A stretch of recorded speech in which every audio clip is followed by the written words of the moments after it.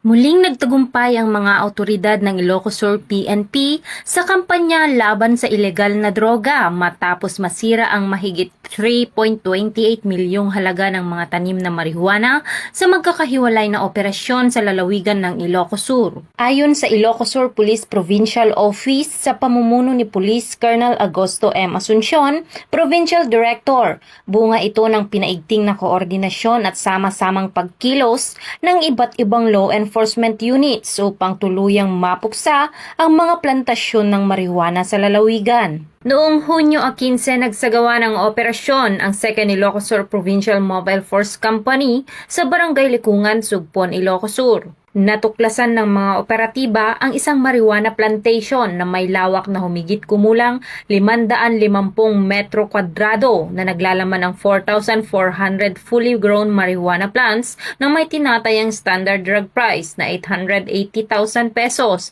Agad na binunot at sinira ang mga ito sa lugar. Samantala, noong Hunyo 17, nagsagawa naman ng joint operation ang PNP Drug Enforcement Group Special Operation Unit 1 kasama ang iba pang operating units sa pinagtatalunang hangganan ng Barangay Likungan, Sugpon, Ilocos Sur at Barangay Takadang, Kibungan, Benguet. Sa nasabing operasyon, nadiskubre ang dalawang marijuana plantation site na may kabuuang lawak na 1,500 metro kwadrado. Umabot sa 12,000 fully grown marijuana na may kabuuang standard drug price na 2.4 milyon ang binunot at sinunog ng mga operatiba. Sa kabuuan, 16,400 fully grown marijuana na may kabuuang halagang 3.28 milyon ang matagumpay na sinira sa dalawang magkahiwalay na operasyon. Ipinapakita ng tagumpay na ito ang matatag na pagtutulungan at koordinasyon ng iba't ibang ahensya at operating units sa patuloy na pagsugpo sa illegal na pagtatanim ng marijuana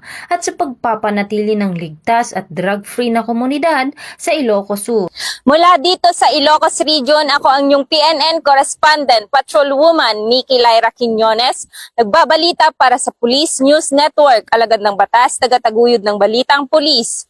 At ito ang bagong PNP para sa bagong Pilipinas, serbisyong mabilis, tapat at nararamdaman.